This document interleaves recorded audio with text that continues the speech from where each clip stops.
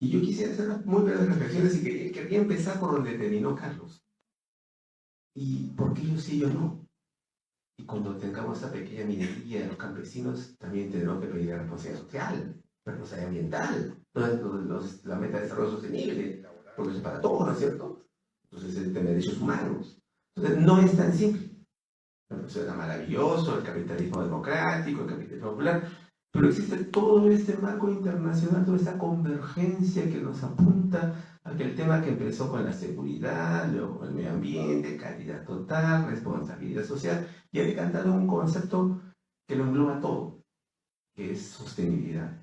La sostenibilidad es en este momento el mantra de todas las corporaciones y de todas las empresas grandes y pequeñas en el mundo, y es algo que un concepto que abarca incluso el cambio climático, la responsabilidad generacional, todo eso está subsumido, inmerso en el tema de sostenibilidad, el cual engloba todo lo que hemos visto anteriormente. Ahora las empresas son juzgadas no solamente por la parte financiera, contable, sino también por cómo hacen, por el tema de sus balances sociales, la meta, existe toda una norma, una regulación internacional para esas cosas, existen estándares internacionales.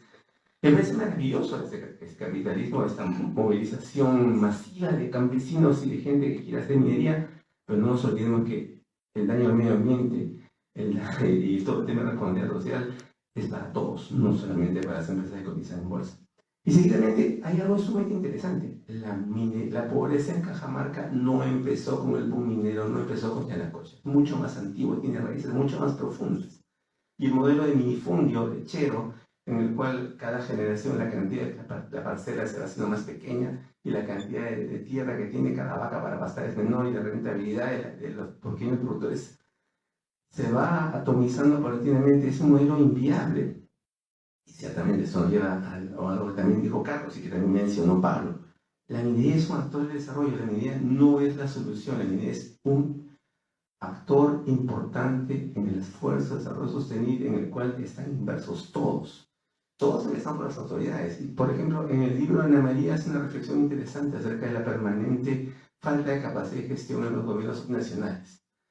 Lamentablemente se quedó simplemente ahí, porque en el fondo el problema va por la manera en que se hace política en el Perú. Mientras sigamos pensando que el Estado, el poder o el cargo es un botín, y sigamos repartiendo los cargos de una manera en la cual es simplemente a la quien me ha apoyado, a mi amigo, y no haya una administración mucho más profesional, porque todo el servicio civil está aún muy lejano en el Perú, la idea de un civil service en el Perú todavía tiene como 20 años que está ahí, pero nunca llega a despegar.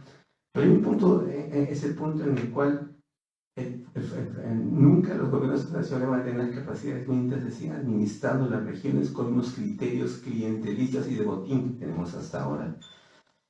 Y simplemente para terminar esta reflexión muy personal de mi parte, Ana María esta reflexión en libro en las 155 comunidades alrededor de Anacocha. Tengo la impresión en la María que te refieres a 155 caseríos, poblaciones locales, porque no son ni remotamente comunidades reconocidas. Entonces, y aquí es un tema delicado, pero cuando uno traduce communities del castellano al inglés y está pensando en poblaciones locales, el lector anglosajón va a pensar otra cosa completamente distinta. Y un tema adicional es que los derechos de uso del agua no los otorga Lima, los otorgan las salas, las autoridades locales del agua.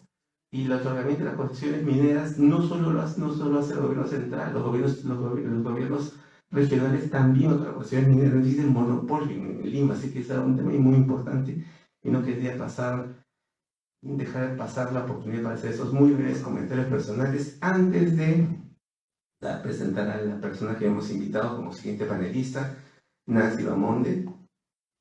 Nancy es licenciada en Administración con maestría en Gestión Pública por la Universidad Nacional Mayor de San Marcos, exalcaldesa de la Municipalidad de Ollón en 2 periodos, cuenta con estudios de especialización en desarrollo local, conflictos sociales en recursos naturales, género, feminismo y derechos económicos de las mujeres. Posee diplomados en transformación de conflictos socioambientales, relaciones comunitarias y responsabilidad social. Es consultora del PNUD en gobernanza ambiental participativa, con estudio de casos en el Perú y énfasis en los comités de monitoreo participativo. Una experiencia que nació en el Perú y que lamentablemente no somos la gente de los peruanos. Los peruanos hacemos cosas muy interesantes y el primero de esta idea del monitoreo participativo nació en el Perú Y bueno, una vez lanzamos un concurso, ¿te acuerdas, Ana María? Los australianos.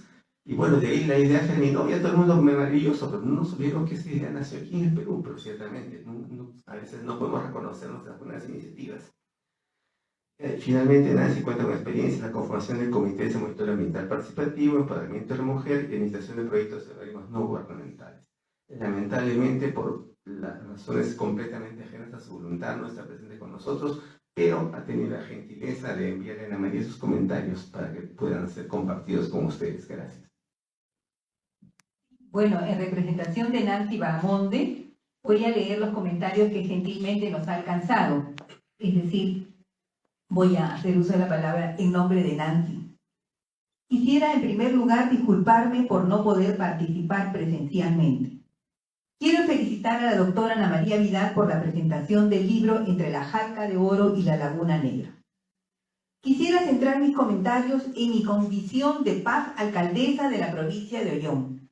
Como señaló Jorge, Nancy ha sido alcaldesa en esta provincia y donde tuve la oportunidad de ser actor principal en la construcción del Plan Estratégico de Desarrollo Concertado, aun cuando muchas veces no se entiende la importancia que este tiene para la definición de lineamientos y una hoja de ruta asertiva en el gobierno local. Me parece muy importante poder incidir en ello porque el próximo año tomarán juramento los nuevos alcaldes y gobernadores regionales que han sido elegidos en los últimos comicios electorales. En las zonas alejadas, allí donde se desarrolla la minería, es muy común observar las brechas que son muy grandes, al igual que la desconfianza respecto a los vecinos que llegan a explotar los recursos. La necesidad de empleo, los temores por la afectación ambiental, ver que trasladan en inmensos camiones mineral, pero con una realidad económica que es realmente adversa en estos pueblos. En ese sentido, destaco el aporte del libro, donde precisa Ana María la importancia de la visión compartida de desarrollo, donde todos ganan.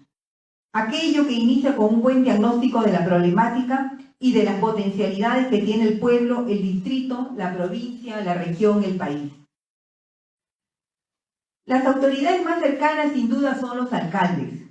De ahí la importancia de comprometer a través del instrumento de gestión, Plan Estratégico de Desarrollo, la sumatoria a los 3 niveles de gobierno y a los stakeholders, con fechas precisas, compromisos concretos, que sean parte de los planes de relaciones comunitarias o gerencia social de las empresas, con especial interés en la gestión participativa y el desarrollo de capacidades, para el mejor desempeño de los fondos públicos, canon minero, regalías, que cuando son bien direccionados pueden generar grandes cambios en el territorio. Pero también se trata de que las empresas aperturen sus concesiones para mostrar que trabajan con mucha responsabilidad social y ambiental. Formar capacidades para trabajar desde el enfoque preventivo antes del inicio de las operaciones, con los monitoreos ambientales participativos y los planes de cierre, oportunidades laborales para los jóvenes talentos de la zona. Definitivamente, los conflictos tienen causas estructurales, aquellas que se inician precisamente por la falta de oportunidades, falta de compromiso, falta de confianza.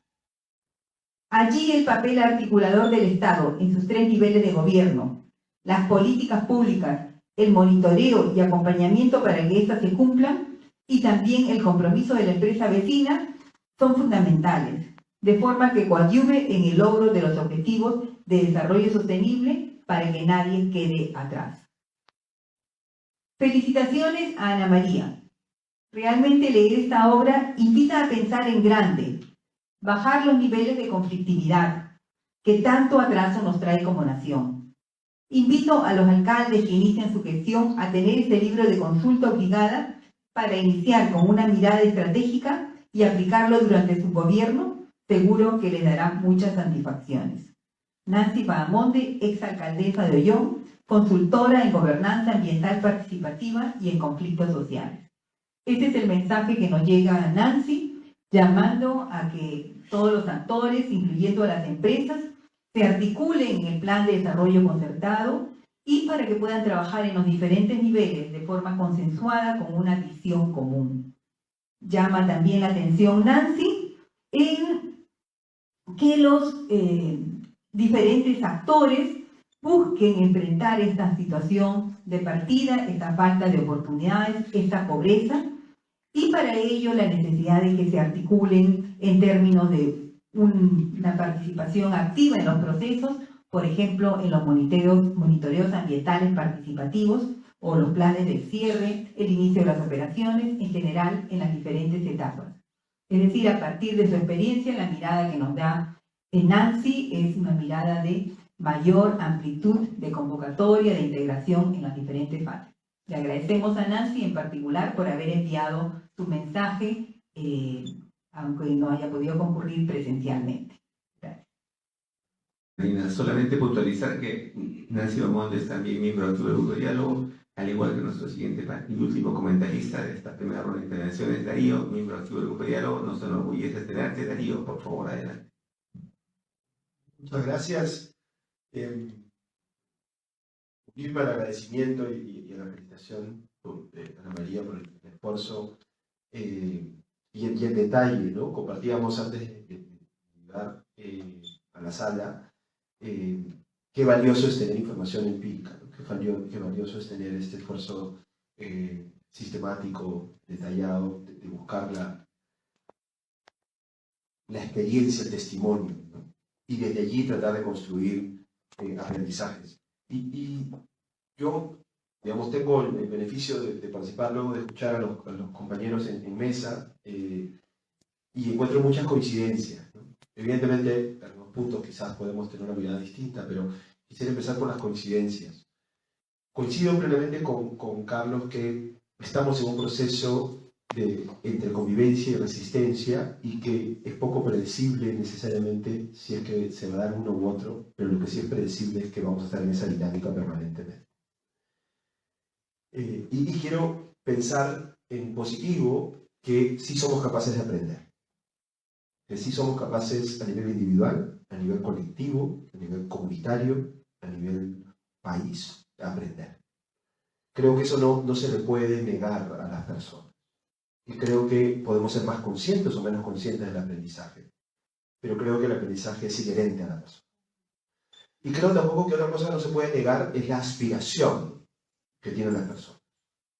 Y la fuerza de esta aspiración por salir adelante y que en algunos momentos se puede expresar en expectativa. Y se puede expresar también en conflicto. Pero es la aspiración, una fuerza imparable por sacar adelante la familia, la comunidad, el territorio. Y creo que de eso tenemos muchas experiencias, no solo en el Perú, sino en el mundo, es inherente a la persona. Y creo que, visto así,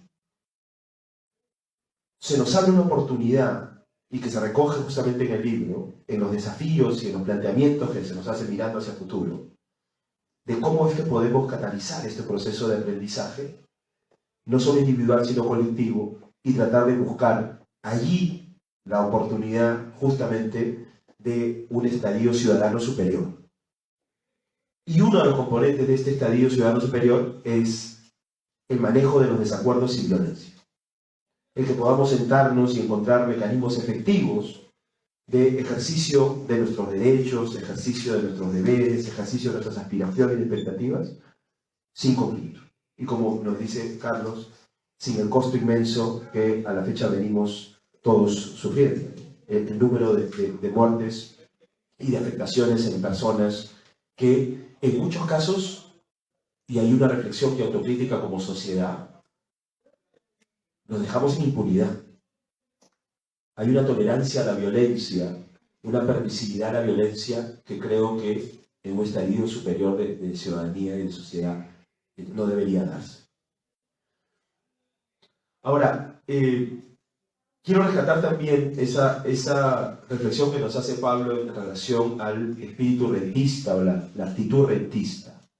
Creo yo, y puedo estar equivocado, pero con ánimo de ponerlo en la mesa y al debate, que hay una renuncia hay un hartazgo, hay una frustración acumulada, hay una desesperanza al ver que la institucionalidad no nos está permitiendo a todos, y como decía Nancy, tirar para adelante sin dejar a nadie atrás. Los roles de las empresas han ido sin duda cambiando en el tiempo. Se ha mencionado a Friedman, estamos hablando pues de los 70, ¿no? Más o menos. Y 80, 60. Un poquito más todavía, ¿no? Tú ya habías nacido, yo todavía. La verdad es que sí, yo creo que en ese proceso de aprendizaje y en ese proceso de permanente cuestionamiento y del interés genuino de las personas y las personas que pertenecen a las empresas por hacer el bien y no hacer el mal, y de aprender, yo creo que sí ha ido evolucionando esa mirada y ha ido evolucionando la propuesta que vienen haciendo las empresas, ¿no? Hoy, además del share value, del valor compartido, tenemos también capitalismo consciente, tenemos propuestas que van muchísimo más allá de lo que al momento de la investigación todavía hablábamos de responsabilidad social. Hoy el concepto y la aspiración de las empresas está yendo un poco más allá. Ahora, y es cierto también que como todo proceso de cambio y de aprendizaje, tenemos aquellos que van por delante, los más innovadores, los que van un poquito más rezagados y quizás los más conservadores y los que, digamos, se resisten a estos procesos de innovación y de cambio. Pero cierto es que en conjunto creo que vemos más propuesta y vemos más participación. Yo creo que la oportunidad, y quiero enfatizar esto, la oportunidad de aspirar a un escenario superior y mejor, donde podamos realmente construir todos hacia un estadio de sociedad superior de acceso a derechos, pasa por un esfuerzo colectivo de aprendizaje y algunos indicadores que nos permitan sumarse a la experiencia empírica y sumarse a los testimonios y que nos puedan orientar de alguna manera cómo es que el colectivo viene construyendo este mejor estadio. Y en ese sentido me parece que Naciones Unidas hace una reflexión interesante. Hay otras publicaciones que también son, me parece, importantes en ese sentido, como del Consejo Internacional de Minería y Metales hace una evaluación a raíz de los Objetivos de Desarrollo Sostenible, los 17 Objetivos de Desarrollo Sostenible, la Agenda 2030, y hace una evaluación, una comparación de las economías en el mundo, cerca de 33 o 32 economías en el mundo, que tienen un alto impacto de economía dependiente de los recursos naturales, entre ellas las mineras, y hace una evaluación contra el grupo control, que son aquellas que no tienen minería, y cómo es que los indicadores de los 17 ODS han ido progresando en el tiempo. Y llega a unas conclusiones. Concluye que en la mayoría de los indicadores hay una evolución igual o superior que aquellos países que no tienen industria extractiva. Pero hace una reflexión muy fuerte, que me parece es importante sumarla a la reflexión que nos deja Ana-María en el libro, que es sobre la institucionalidad y el rol del Estado en lograr que este esfuerzo y esa aspiración por salir adelante sea un esfuerzo más colectivo y menos individual. Y que da condiciones de partida para que el desarrollo humano, reflejado en los ODS, se pueda alcanzar. Yo quería compartirles, tomando prestada unas láminas, no sé si podemos proyectarlo. Sí. Es una presentación prestada de Naciones Unidas que, a razón de unos diálogos que se están dando a continuación de RIMAI en Cajamarca, varios que estamos aquí hemos... Es una lámina o dos, ¿no? Sí, no, sí, no es más. Pero lo que sí quería comentar es acá. Sí, son dos láminas más que voy a compartir y es una presentación un poquito prestada, no es mía, es de Naciones Unidas. Les decía que a razón de RIMAI, donde hemos participado varios que estamos acá, y que también es una muestra, creo, de nuestra vocación colectiva por seguir aprendiendo, en esto que estamos reconociendo a Ana María, es esa linda testarudez por seguir proponiendo y seguir buscando alternativas y soluciones a los desafíos. RIMAI nos deja un encargo, ¿no? RIMAI nos deja un encargo justamente de tener una práctica similar, diversa, diferentes miradas, que construyan visión conjunta en dos regiones, ¿no? Y se escogió Moquegua y Cajamarca. Entonces, en este momento, Cajamarca está viviendo ese momento. Es el proceso número 20 listado según el mismo esfuerzo de los consultores que nos acompañaron, de diálogo y de perseverancia por el diálogo y perseverancia por el aprendizaje y la perseverancia por construir visiones comunes, ¿no? Creo que eso también es importante resaltar en Cajamarca en particular, porque es el territorio donde tenemos la investigación y el libro. Entonces, quería mostrar, podemos avanzar, hay una lámina que muestra cómo es un poquito más. Un segundo, este es el proceso de la evolución del índice de desarrollo humano en el Perú desde el año 2003, que existe un monitoreo o una evaluación a nivel de los distritos, y es un crecimiento que ha tenido el Perú hasta el último informe del 2019, ¿no? En 20 años se ha crecido 60% y el crecimiento promedio ha sido de 2.99. Este número es importante, 3% para redondear. Avanzamos, por favor. Un poco más. Una más. Ahí entramos a Cajamarca. Una más. Ahí. Lo que vemos aquí es la región de Cajamarca, más o menos 1,5 millones de habitantes. Y vemos que la provincia de Cajamarca, donde está ubicado justamente el estudio, es de las que más ha progresado. La siguiente. Una más. Ahí. Y esta es una comparación de todas las 13 provincias de la región. Y están comparando, según Naciones Unidas, en 4 grupos. Aquellos que han crecido a más del 3%, o sea, que han crecido más del promedio nacional, y aquellos que están por encima del promedio, en este caso es considerado 0.4. ¿Ok? Y entonces vemos qué provincias son las que han crecido más rápido y que están por encima del promedio. Y encontramos a Cajamarca y a Jaén. Se hacía referencia hace poco al proceso de Jaén, a la potencia que tiene esta asociatividad, este producto que tiene acceso a mercados internacionales, etc. Y ahí es buena parte de la explicación de qué está pasando con Jaén en todos estos años. Pero encontramos también a Cajamarca. Y luego encontramos aquellas provincias que, habiendo crecido más rápido que el promedio nacional, todavía no están por encima del promedio. Y encontramos a Hualgayoc y a Cajabamba. Pero regresemos a Cajamarca, que es el centro del estudio. O sea, no tanto. Quedémonos ahí nomás. La siguiente. La comparación de los... La siguiente. Ahí. Y es importante decir, si nos dicen que los indicadores muestran que desde el año 2003 al 2019, el último reporte, Cajamarca ha crecido más del 80% en su índice de desarrollo humano, ¿nos hace sentido? ¿Condice con nuestra impresión? Bueno, esos son los números, esa es la evidencia. Y, insisto, estoy citando a Naciones Unidas. Es una metodología estandarizada en el año 90, donde se compara a nivel mundial. ¿Sí? Eso es lo que viene sucediendo y creo que complementa la mirada que podemos tener de los testimonios. Tengo también ahí para compartir, unos testimonios que, claro, provienen de una base de datos de iniciativas de colaboración, de trabajo conjunto, y busqué, digamos, en las redes que tenemos en Cajamarca, y se llama Historias de Cambio. Y son testimonios que a mí me gustaría no compartir todos, pero por lo menos compartir uno, que son menos de un minuto, que nos da una perspectiva de lo que viene sucediendo y tratar de complementar la mirada también en positivo de este proceso de aprendizaje, de aplicación y de trabajo conjunto en lo que sí se puede lograr y que se puede condecir con las evidencias que en este caso se comparten desde Naciones Unidas. Entonces, cualquiera de los videos que están ahí, a cualquiera un clic. Y con eso luego un comentario final y termino. Ahí hay varios. Cualquiera. No tenemos audio. Ah, sí está.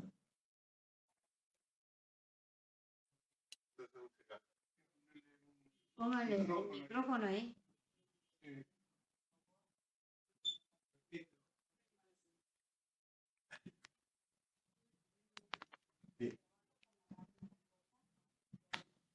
Bueno.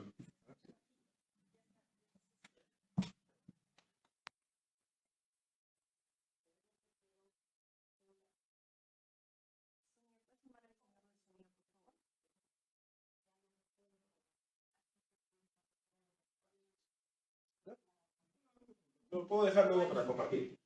Pero bueno, lo que tenemos aquí son testimonios de personas que han emprendido iniciativas que tienen que ver con minería.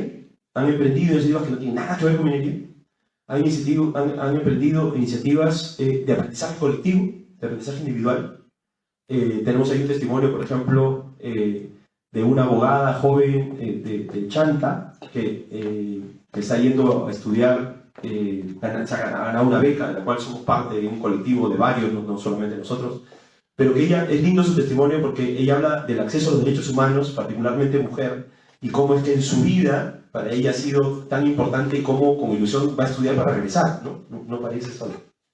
Entonces, lo que trato de decir es que hay aprendizaje. Yo quisiera dejar un mensaje positivo en ese sentido, de que cuando somos capaces de deliberadamente buscar que la aspiración de las personas, individuales y colectivas, generen espacios de colaboración, las empresas comenzamos a tener un sentido de canalizar esos procesos de aprendizaje y no renunciar a esa mirada de no es tarde. Claro que podemos seguir construyendo país, claro que podemos seguir construyendo ciudadanía, claro que podemos todos tener un rol positivo y mirar para atrás para aprender y mirar para adelante con ilusión de que podemos hacerlo siempre mejor.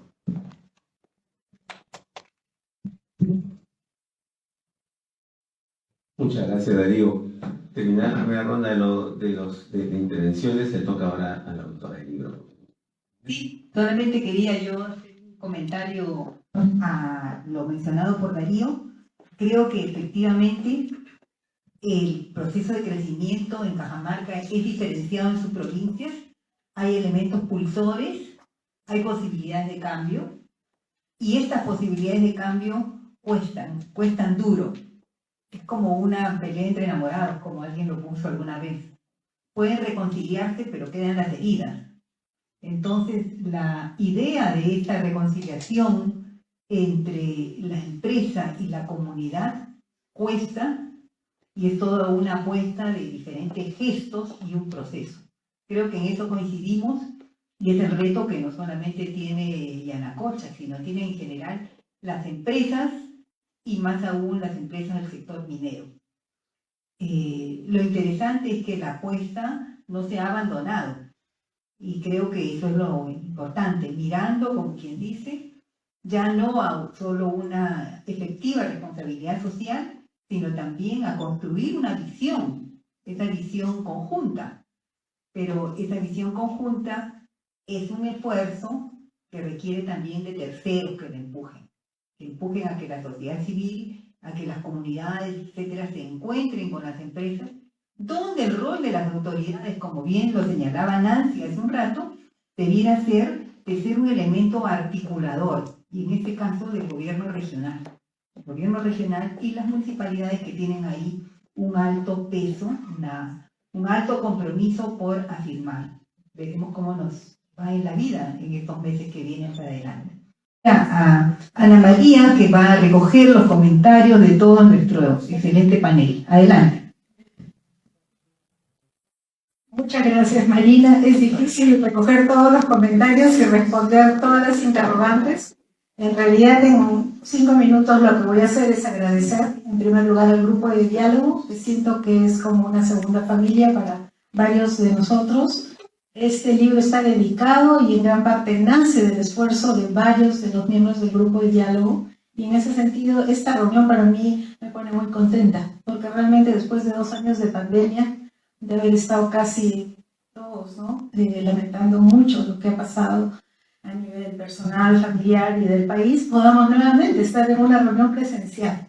Entonces, ojalá que este sea el inicio de un rol más protagónico del grupo de diálogo, y eso requiere, como decía Marina, el esfuerzo de muchos, no solamente de los que estamos acá, sino de los jóvenes, quienes pueden ver en este espacio tal vez un espacio rico de reflexión, de intercambio de opiniones, de diálogo efectivo, aun cuando tengamos distintas posiciones, distintas opiniones, y recoger la importancia que tiene el estudio y la investigación académica en las universidades. No por gusto se dedica un porcentaje importante del canon minero a las universidades. Entonces, es un esfuerzo grande, y que las empresas estén abiertas, como en este caso Yanacocha alentó el estudio, así como alentó el grupo de diálogo, y los amigos que se comprometieron en esto. No era un auspicio económico, pero sin embargo era esa búsqueda de la verdad, búsqueda de la solución al problema, lo que nos empujó a seguir, a pesar de todas las dificultades, con el estudio que finalmente culmina en este libro. Y me alegro enormemente de que ustedes lo hayan leído para venir a comentarlo y cada uno expresar sus puntos de vista. Solamente breves comentarios a lo dicho en el orden que se fueron expresando. En primer lugar, a los comentarios de Pablo O'Brien, quería simplemente señalar, como él menciona incluso una página explícita del libro, la 159, dije, a ver, ¿qué he puesto? Porque en estas 278 páginas no me acuerdo y a veces en algunas, incluso en una lectura actual, me dice, no se entiende muy bien lo que quise decir de repente. Y estaba hablando de la crisis de Conga. Y yo tuve que analizarla, a pesar de que ya había terminado mi trabajo de campo, por un requisito de la Escuela de Posgrado de la Universidad Católica. Tú no puedes hacer un estudio y una reflexión histórica sobre el caso de Yanacocha sin analizar Conga. Entonces yo le dije, tengo dificultad para analizarlo, no solo porque me he sentido comprometida en el proceso del grupo de diálogo, sino porque no tengo la evidencia. Ya no podía y no tenía entrevistas ya para analizar esa crisis que fue tan grave. Entonces me dijeron, por lo menos revisa la literatura. Entonces tuve que leer todo lo que se había escrito sobre el caso, que se ha escrito muchísimo. Y en esa página estoy debatiendo con uno de los libros que tal vez tiene más detalles y más información y que viene de alguien muy cercano a Yanacocha, que ese libro es de César Humberto Cabrera. Y esto lo vinculo también con un comentario que hace acá Jorge. Y Jorge es un amigo de muchos años y con quien hemos trabajado varios documentos del grupo de diálogo, y lo mismo me pasó con César Humberto. El seguir insistiendo en que no hay comunidades y que el término comunidades genera un problema en su traducción y entre nosotros mismos me preocupa. Y me preocupa no en el mal sentido de que soy abogada y quisiera decir, bueno, es un caserío, un pueblo, una localidad, no tiene personalidad jurídica como comunidad, sino es por recoger incluso el documento de la propia empresa. Yanacocha habla en sus reportes sociales de comunidades. Ese número de 155 comunidades lo he sacado del reporte de Yanacocha. Y entonces sí, el tema de saber por dónde va tiene que ver también con otro de los comentarios que hizo Pablo sobre el área de influencia directa o el área de influencia indirecta, es que hay las expectativas o las reacciones a la actividad de la empresa va a lo largo de la cuenca. Y eso lo hemos hablado varias veces. En las partes altas, donde se hace el desarrollo minero generalmente de las operaciones de Yanacocha, por eso la Jalca de Oro, dio lugar a una bella publicación de Yanacocha denominada la Jalca de Oro, por eso lo pongo en el título, lleva a una serie de actores sociales locales a reconocerse impactados por esa operación. No porque estén en su área o en su territorio, sino porque la OA llega a regar sus parcelas más abajo, o con eso alimentan a su ganado, o con eso crían sus truchas y algunas se ven afectadas. Entonces tenemos que cambiar un poco, y eso era el interés, digamos, también del libro, de reconocer entre la Jalca de Oro y la Laguna Negra, que es lo que me preguntaban, ¿por qué se llama Yanacocha? ¿Dónde está la Laguna Negra? Que era, no existe ya Laguna Negra. Es un gran reservorio que ha hecho la propia empresa. ¿Quién está? Está la gente. La gente. Y este dibujito lo hizo un pintor, Bojorques, que me dijo, para las empresas mineras a veces son invisibles las personas que viven ahí. Y eso es el libro de la Jalca de Oro. No es el testimonio que ahora nos trae 20 años después Darío, y me alegra muchísimo que hayan estas historias de personas que dan su testimonio que han cambiado la vida gracias al apoyo de la empresa, sino que estas personas que están ahí a veces han sido invisibilizadas. Y en el libro de César Humberto Cabrera, son más de 300 páginas, muy detallado, con gran análisis, no se habla de la gran marcha por la vida y el agua que vino hasta Lima. Entonces yo no creo que eso sea miopía. Una persona tan inteligente, tan preparada, ¿por qué no ve que la gente tiene esa tensión que se dice acá y que todos lo conocemos? Entre la convivencia y la resistencia. Y es algo que, como bien dices, Darío, con gran lucidez, va a seguir siendo anatómico, probablemente. Yo creo que hay algo más atrás. Es hablar de comunidad como que nos cuesta, ¿no? de reconocer que en el Perú, en los Andes, donde están los recursos de minerales, donde está el oro, la plata, el cobre, hay gente que vive y hay gente que está impactada. O sea, en esa visión de territorio tenemos que poner al centro a la gente. Y eso creo que es un poco la línea actual, no en el periodo en el que yo lo analicé, donde efectivamente, cuando recién llegan los primeros exploradores, cuando llegan las primeras operaciones, la gente los recibe con los brazos abiertos. Había una gran esperanza, una gran expectativa, no había un conflicto. Entonces, cuando yo he hecho entrevistas, y por eso lo puse en 3 etapas y también pongo al costado a las personas que entrevisto, yo me estoy basando en un enfoque, en una mirada cualitativa de quienes han vivido esto. Y les digo, según la teoría sociológica, son los actores los que saben lo que han vivido. ¿Y quiénes son actores? No solamente quienes trabajaban para la empresa, sino quienes vivían ahí. Y entonces, si yo llego en 2006 a Cajamarca y hablo con gente que tenía miedo de pronunciar el nombre de Yanacocha, me sorprende. Porque en el grupo de diálogo yo conocía a los gerentes y a los funcionarios que iban y me hablaban maravillas. Entonces yo veía como que había dos narrativas, que no se encontraban, que no se reconocían y que había que trabajar en una visión conjunta. Si queríamos realmente promover el desarrollo, que es, creo, el objetivo otra vez no solo explícito, ¿no? Sino que es lo que se está haciendo y que me alegra enormemente. Entonces, en el comentario de Pablo, que concuerdo enormemente, quería señalar eso y efectivamente él menciona muy bien el tema. Y luego, si sirve este caso emblemático de Yanacocha para iluminar otros casos muy complejos en otras regiones, me alegro muchísimo. Pero creo que hay que promover estudios de casos detallados en cada operación y en cada región. Luego quería comentar también los comentarios de Chocli.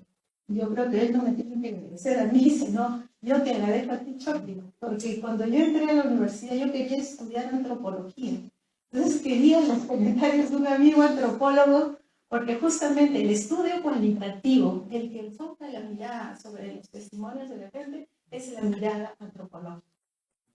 ¿No? Y entonces, justo quería contar, y era una anécdota vivencial, en el Estudio Generales Letras, en el año 75, y Marina conoce esa historia porque nos conocemos desde entonces, se formó un grupo llamado Grupo de Brigadas Campesinas, justamente en coordinación con la Confederación Campesina del Perú, fuimos a Cajamarca e hicimos trabajo de campo en todas las alturas de Cajamarca. Estuvimos en Tual, Negrito, San Andrés, donde no se hablaba y nadie sabía todavía que iba a haber un desarrollo minero. Y ahí las comunidades pugnaban y reclamaban al Estado desintegrarse de las AIS que había formado la reforma agraria. No querían ser parte de las AIS Atahualpa que se había formado en Cajamarca. ¿Y quiénes eran esas comunidades? Una de ellas era San Andrés. Y se hizo reconocer como comunidad campesina para recibir directamente las tierras. Entonces, no son comunidades ancestrales, no es como en el sur andino, que son las comunidades de origen preincaico, incaico, ¿no? Muchas son creación de la reforma agraria y se han organizado legalmente como tales para recibir las tierras. Entonces, una de las socias de las AIS es la cooperativa agraria, ahora denominada Granja Porcón, en la que me detengo y he hecho varias reflexiones en torno al caso. Se mantiene como cooperativa agraria de trabajadores. Es una CAC, eso es su forma de organización. O sea, no es una comunidad, es una CAC.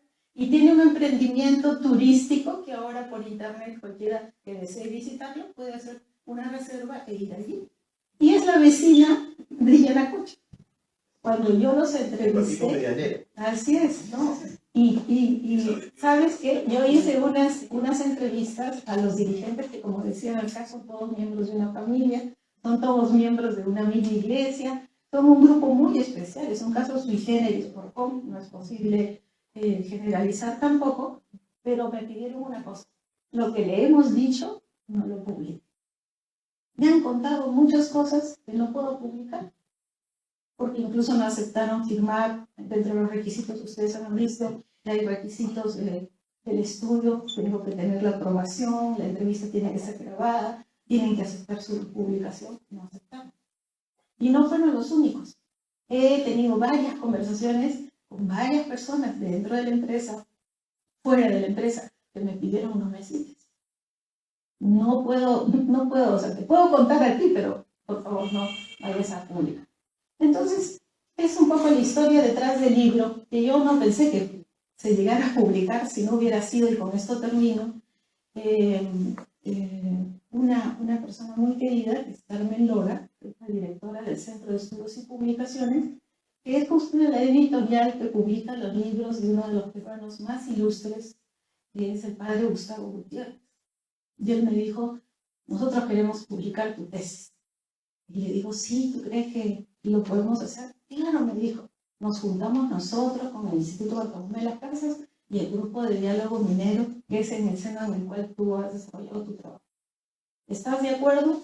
No, y le dije, ya, por supuesto, pero revísenlo ustedes, porque realmente una tesis tiene toda una parte teórica, es un poco tediosa, tiene cumplir una serie de requisitos. No, me dijo, sí lo revisamos y lo vamos a publicar. Y entonces, acá está el resultado de esa iniciativa. Me alegro muchísimo que ustedes lo hayan leído y lo hayan comentado, y más adelante seguiremos conversando y difundiendo su contenido. Les agradezco muchísimo a todos ustedes. Gracias, Marina.